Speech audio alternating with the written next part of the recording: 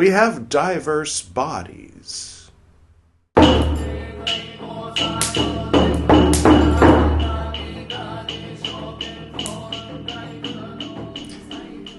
back.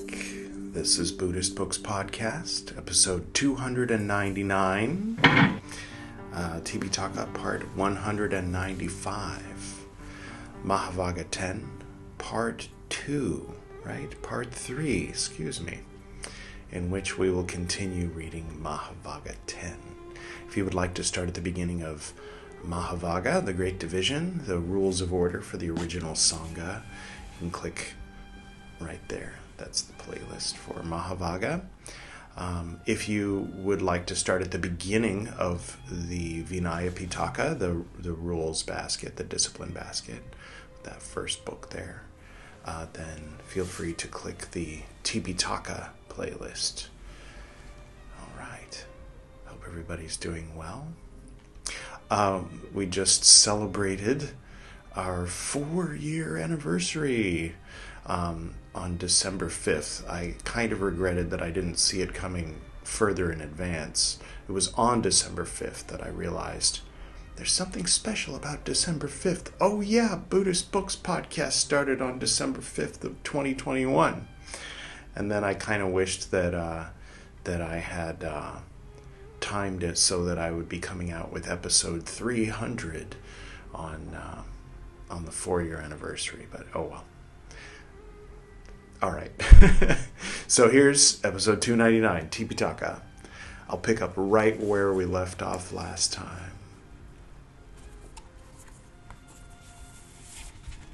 Then the Lord, having dressed in the morning, taking his bowl and robe, entered Kosambi for alms food. Having walked for alms food in Kosambi, bringing back his alms bowl after his meal, having packed away his lodging, taking his bowl and robe, and standing in the midst of the order, he spoke these verses. Quote, "When all in chorus bawl, B-A-W-L, none feels a fool, nor, though the order is divided, thinks otherwise. With wandering wits, the wiseacres range all the field of talk. With mouths agape to full extent, what leads them on they know not. They who in thought belabor this, that man has me abused, has hurt, has worsted me, has despoiled me, in these wraths not allayed. They who do not belabor this, that man has me abused, has hurt, has worsted me, has me despoiled, in them wrath is allayed." Okay. "Nay, not by wrath are wrathful moods allayed here, and at any time, but by not wrath they are allayed. This is an ageless, endless rule. People do not discern that here we straitened are, in life, in time, but they who herein do discern, thereby their quarrels are allayed. Ruffians who maim and kill, steal cattle, steeds, and wealth, who plunder realms, for these is concord. Why should there not be for you? If one find friend with whom to fare, wrapped in the well-abiding, apt, surmounting dangers one and all, with joy fare with him mindfully. Finding none apt, with whom to fare, none in the well-abiding wrapped, as Raja quits the conquered realm, fare lonely, as bull elephant in elephant jungle. Better the faring of one alone. There is no companionship with the foolish. Fare lonely, unconcerned, working no evil, as bull elephant in elephant jungle. End quote. Then the Lord, having spoken these verses, as he was standing in the midst of the order, approached Balakalonakara village. Now at that time, the Venerable Bhagu was staying in Balakalonakara village. There was a character called Bhagu, but without the H, so Bhagu rather than Bhagu. And so if that looks familiar, you have to go into the woods in Zelda 2, The Adventures of Link, and get a letter from him. Then you can cross the bridge into Death Mountain, if anybody was wondering. Okay, so at the time that I recorded this, I was thinking that it was going to be this guy. He's down there somewhere. So what he's making reference to is this, where you have to go and get a letter from him. It's like 1989, I think, that Zelda 2, Adventures of Link.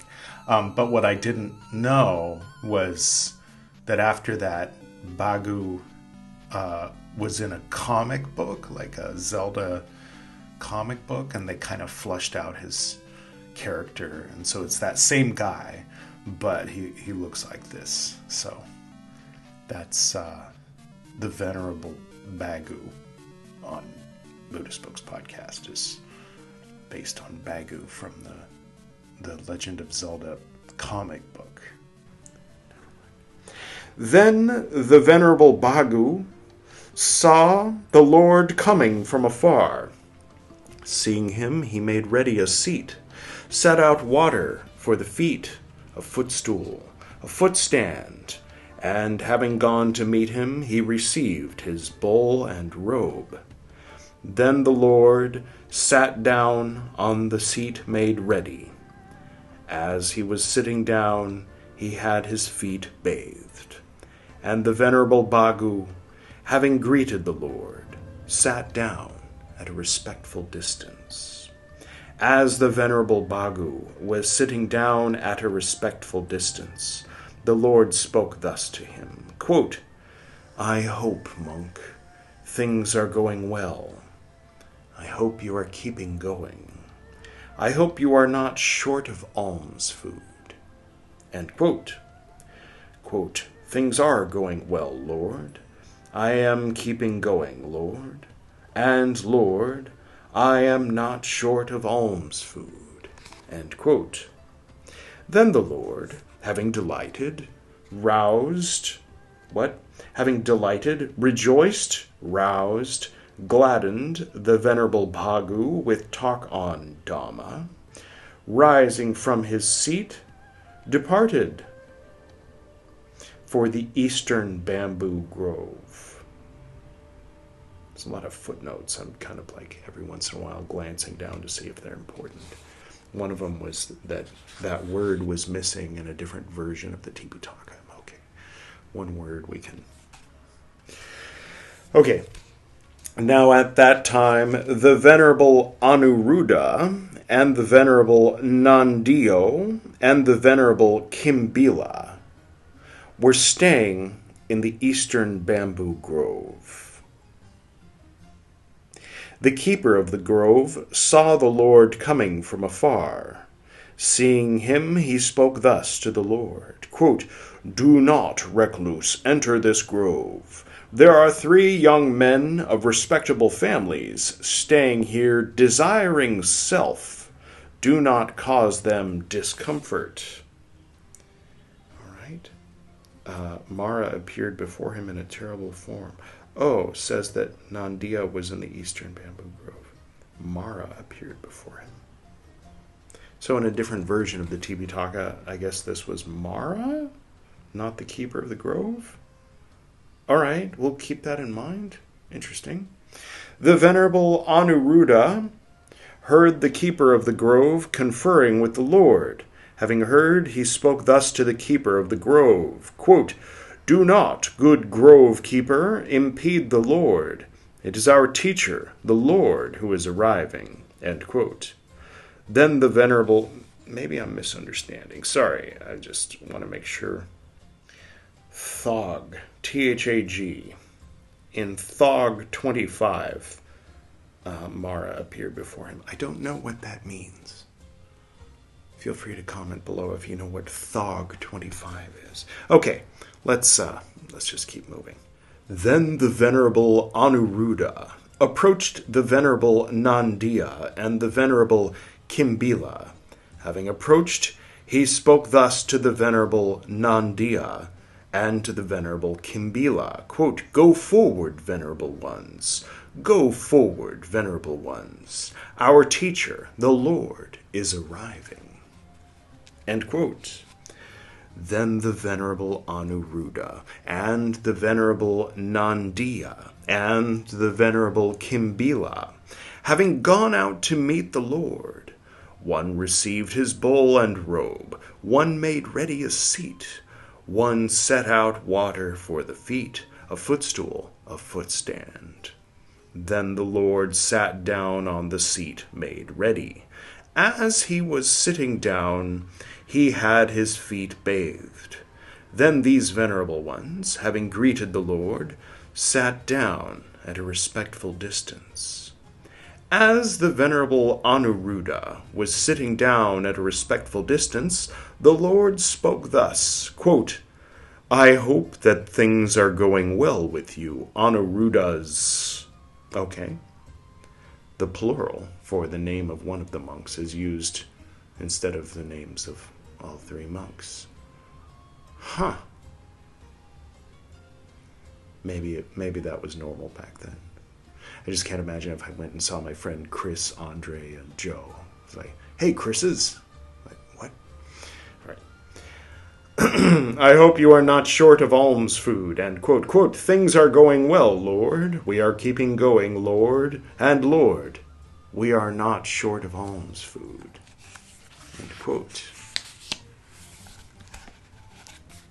Quote, "I hope that you Anuruddhas are living all together on friendly terms and harmonious as milk and water blend, regarding one another with the eye of affection." End quote. Quote, "Yes, certainly, Lord, we are living all together on friendly terms and harmonious, as milk and water blend, regarding one another with the eye of affection." End quote. Quote, "And how is it that you Anuruddhas are living 3 dots of affection?" End quote. Thank you, Polytext Society.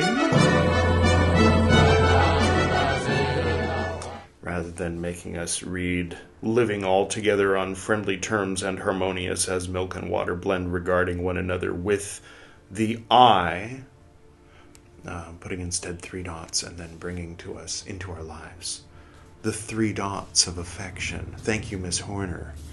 All right. Trying to make a habit of saying that once per episode. Okay. Anyway. Quote, "As to this, Lord," so this is one of the Anuruddhas responding, "As to this, Lord, it occurred to me," quote within quotes, "indeed it is a gain for me, indeed it is well gotten by me, that I am living with such Brahmafarers." End quote within quotes. "On account of this, Lord, for these venerable ones, amity, as to bodily conduct, whether openly or in private, has risen up in me. Amity as to speech, amity as to thought, whether openly or in private, has risen up. Because of this, Lord, it occurred to me, quote within quotes, what now, if I, having surrendered my own mind, should live only according to the mind of these venerable ones? End quote within quotes. So I, Lord, having surrendered my own mind, am living only according to the mind of these venerable ones. Lord, we have diverse bodies, but assuredly only one mind. End quote. What's the name of that planet in that sequel to Wrinkle in Time? Kamazots. And the Venerable Nandiya too. Is that egregore? And the Venerable Nandiya too, and also the Venerable Kimbila spoke thus to the Lord. Okay. So that was Anuruddha replying. Now the other Anuruddhas named Nandiya and Kimbila are also speaking. Quote, and it occurred to me too, Lord, quote within quotes, indeed it is a gain for me, only one mind, and quote within quotes, it is thus, Lord, that we are living altogether on friendly terms and harmonious, as milk and water blend, regarding one another with the eye of affection. And quote, I hope that you, Anuruddhas, are living zealous, ardent, self-resolute. And quote, yes, certainly, Lord, we are living, self-resolute. End quote. That'd be fun to try to, use that in conversation. Are you behaving yourself? Yes, Mother, I am, myself. Never mind. Quote, and how is it that you, Anuruddhas, are living, resolute? And quote, as to this, Lord, whichever of us returns first from the village for alms food, he makes ready a seat, puts out water for washing the feet, a footstool, a footstand. Having washed a refuse bowl, he sets out water for drinking and water for washing. Whoever returns last from the village for alms food, if there are remains of a meal, and if he so desires, he eats them.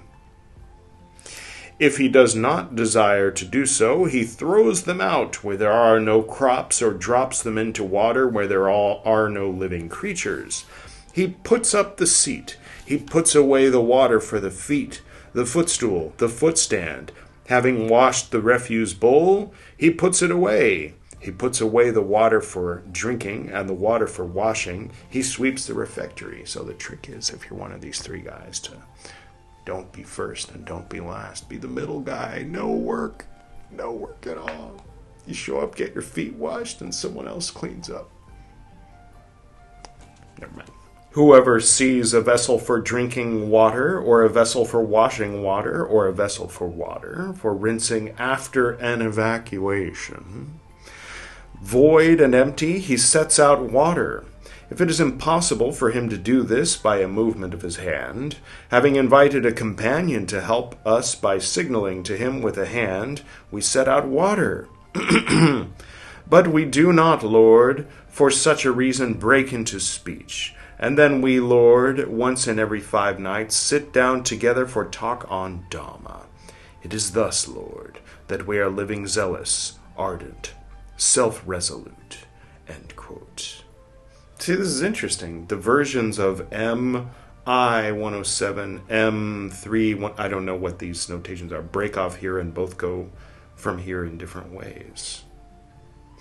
Oh, Mahāvagga, okay. So Mahāvagga 1 and Mahāvagga, that's why this sounds familiar, because we read it a year ago when we started Mahāvagga. Okay. All right. So it's not saying that there's different versions of the Tipitaka with different versions of this. It's saying that earlier in Mahāvagga, all of that was copy-pasted. I mean, it was all there. But then it goes a different direction from there. Okay. End quote. Then the Lord, having delighted, rejoiced, roused, gladdened, the Venerable Anuruddha and the Venerable Nandiya and the Venerable Kimbila, with talk on Dhamma, rising from his seat, set out on tour for Parilaya. Walking on tour, in due course he arrived at Parilaya. The Lord stayed there at Parilaya, in the guarded woodland thicket, at the root of the lovely sal tree. It's really refreshing to read something that isn't based on Joseph Campbell's monomyth, isn't it? I'm sorry. Then, as the Lord was meditating in private, a reasoning arose in his mind thus, quote, "Formerly, beset by those monks of Kosambi, makers of strife, makers of quarrels," oh, perhaps I was wrong, "makers of disputes, makers of brawls, makers of legal questions in the order, I did not live in comfort." Okay. "But now that I am alone with no other, I am living in comfort, removed from these monks, makers of strife, makers of legal questions in the order. Now a certain large bull elephant was beset by elephants and cow elephants, by elephant calves and sucklings. He ate grass already cropped by them, and they ate bundles of branches as he broke them off. And he drank muddied water, and when he crossed over at a ford, the cow elephants went pushing against his body. Then it occurred to that large bull elephant, quote, now I am living beset by elephants and cow elephants, 4 dots. Not only is the bull elephant thinking in English, or Polly, never mind. I eat grass already cropped by them, and they eat bundles of branches as I break them off. And I drink muddied water, and when I cross over at a ford, the cow elephants go pushing against my body. Suppose I were to live alone, secluded from the crowd. End quote. Then that large bull elephant, leaving the herd, approached Parilaya, the guarded woodland thicket, the lovely sal tree, and the Lord. Having approached, he set out by means of his trunk, drinking water for the Lord, and water for washing. And he kept the grass down. Then it occurred to that large bull elephant, quote, now formerly, beset by elephants and cow elephants, by elephant calves and sucklings, I did not live in comfort. I ate grass already cropped by them, and they ate bundles of branches as I broke them off. I drank muddied water, and when I crossed over at a ford, the cow elephants went pushing against me. But now I am alone with no other. I am living in comfort, removed from the elephants, the cow elephants, the elephant calves, and sucklings. End quote. Then the Lord, having understood his own conclusion, and knowing by mind that bull elephant's reasoning of mind, at that time uttered this utterance. Quote, herein agreeth mind with mind, of sage and bull elephant, of plough pole tusks, since each delights in forest solitude. End quote. Then the Lord, having stayed at Parilaya as long as he found suiting, set out on tour for Savatthi. Walking on tour, in due course he arrived at Savatthi. The Lord stayed there at Savatthi in the Jeta Grove in Anathapindika's monastery. Then the lay followers of Kosambi thought, quote, these masters, the monks of Kosambi, have done us much mischief. The Lord is departing, harassed by these. Come, we should neither greet the masters, the monks of Kosambi, nor should we stand up before them, nor should we salute them with joined palms, or perform the proper duties. We should not revere, respect, esteem, or honor them, and neither should we give them alms food when they come to us. Thus they, when they are neither revered, respected, esteemed, nor honored by us, will depart unrevered, or they will leave the order, or they will reconcile themselves to the Lord. End quote. Then the lay followers of Kosambi neither greeted the monks of Kosambi nor stood up before them. They did not salute them with joined palms or perform the proper duties. They did not revere, respect, esteem, or honor them, and they did not give them alms food when they came to them. Then the monks of Kosambi, as they were not being revered, respected, esteemed, or honored by the lay followers of Kosambi, spoke thus, quote, "Come now, your reverences, let us, having gone to Savatthi, settle this legal question in the Lord's presence." End quote. Then the monks of Kosambi, having packed away their lodgings, taking their bowls and robes, approached Savatthi. Then the Venerable Shariputra heard, quote, "It is said that the monks of Kosambi, makers of strife, makers of quarrels, makers of disputes, makers of brawls, makers of legal questions in the order, are coming to Savatthi." End quote. Then the Venerable Shariputra approached the Lord. Having greeted the Lord, he sat down at a respectful distance. As he was sitting down at a respectful distance, the Venerable Shariputra spoke thus to the Lord, quote, "It is said, Lord, that the monks of Kosambi, makers of strife, makers of legal questions in the order, are coming to Savatthi. How am I, Lord, to behave in regards to these monks?" End quote. Quote, "Well now, Shariputra, as Dhamma is, so must you stand." End quote.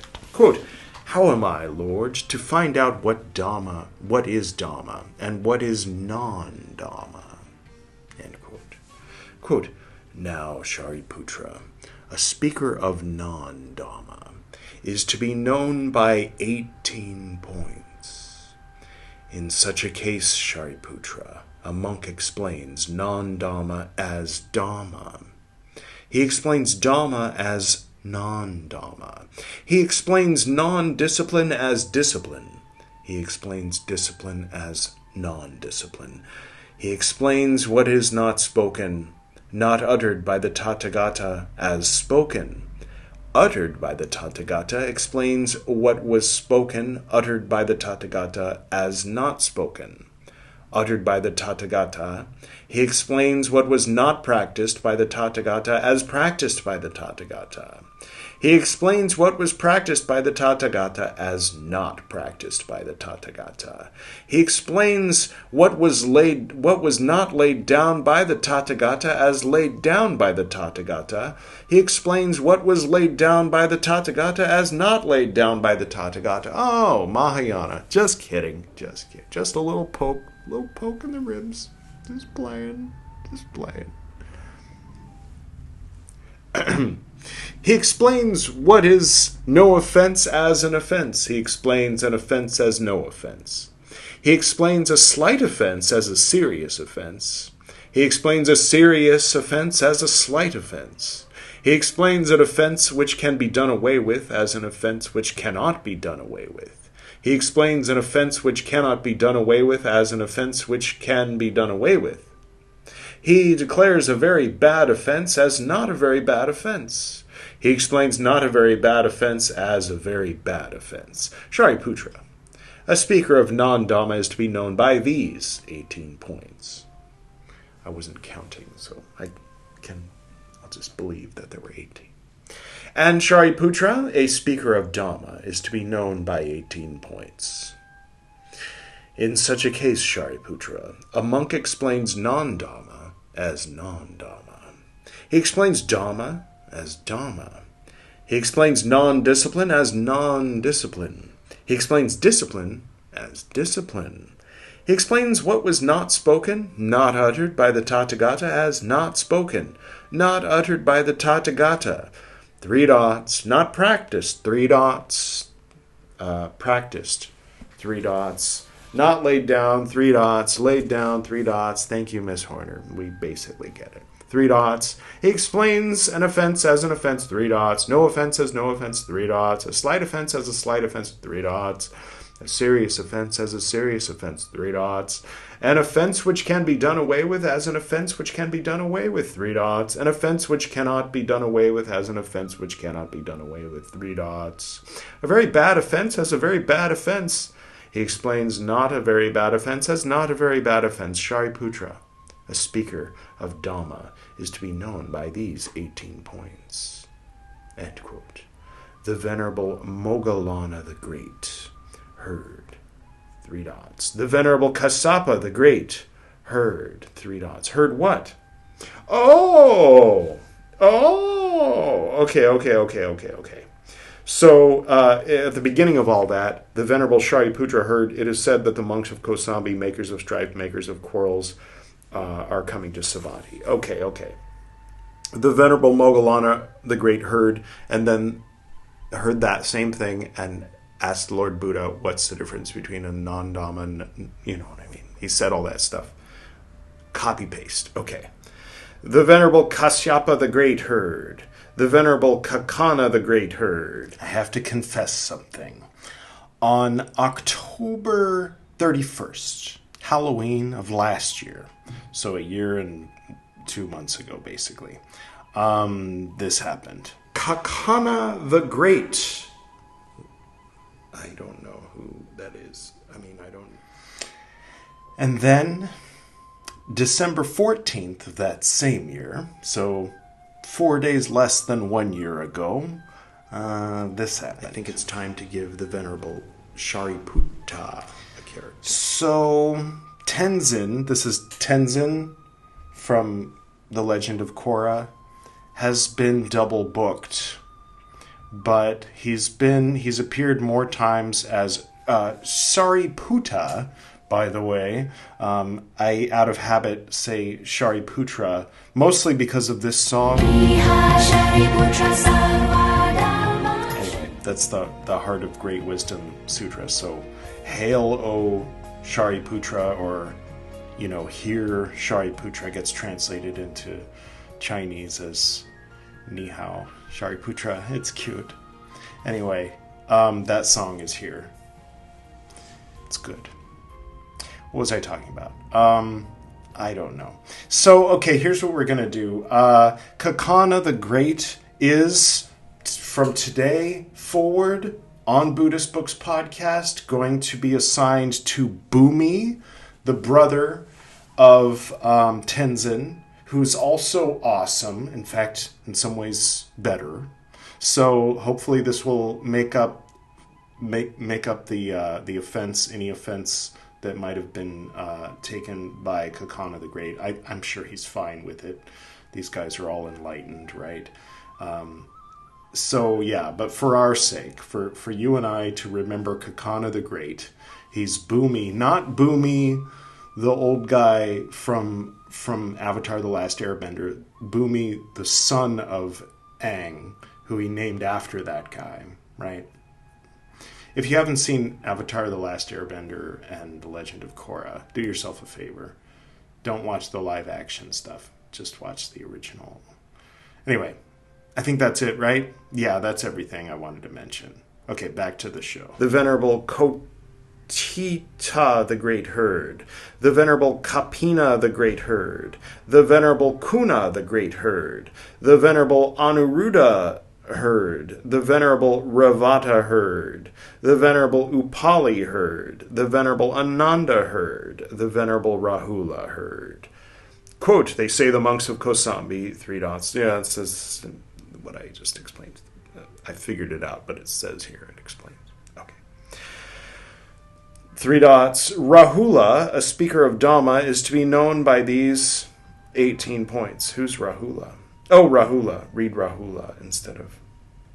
Okay. Yeah. Got it. Mahapajapati, the Gautamid, heard, quote, it is said the monks of Kosambi, 3 dots, same thing, are coming to Savatthi, 3 dots. Then Mahapajapati, the Gautamid, approached the Lord. Having greeted the Lord, he stood at a respectful distance.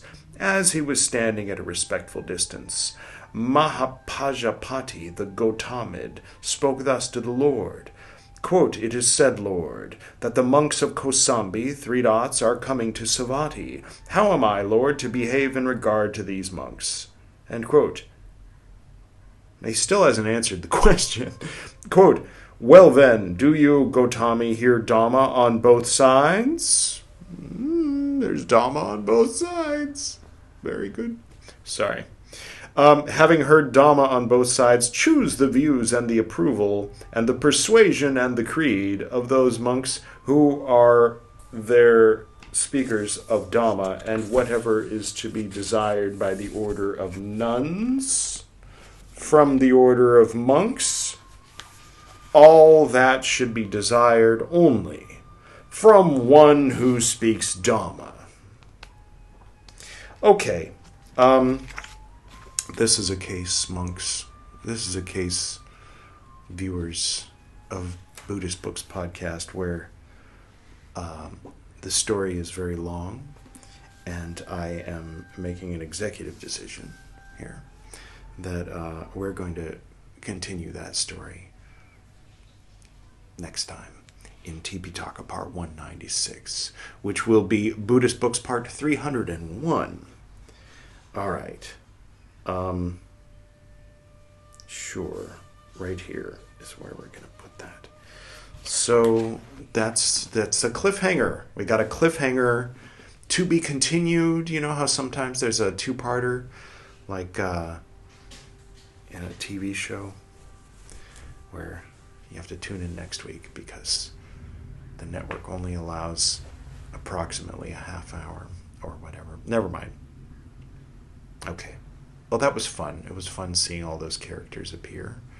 I'm pretty sure that was the first time that we had seen some of them. And some of them we hadn't heard from in a while. So some familiar faces, some unfamiliar faces among the cartoons. For you on the audio only, check out the YouTube channel called Buddhist Books Podcast, and you'll know what I'm talking about.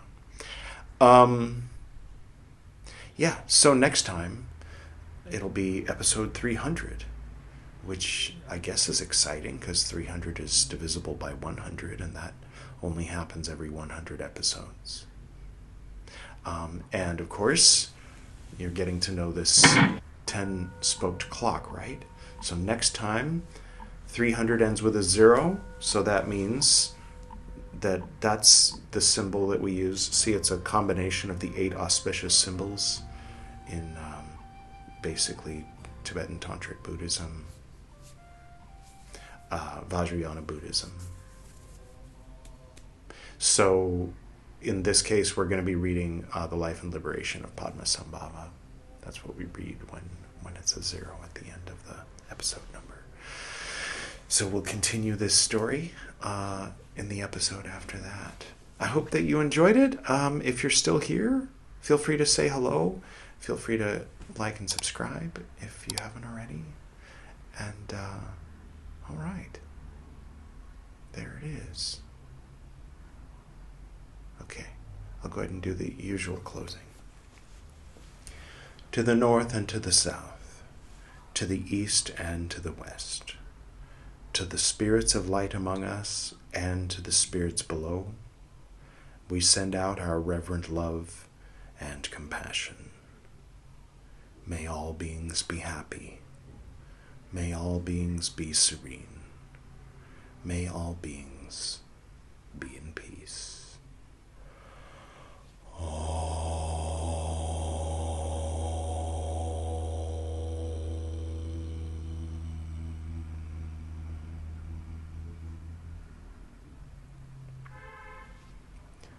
Until next time.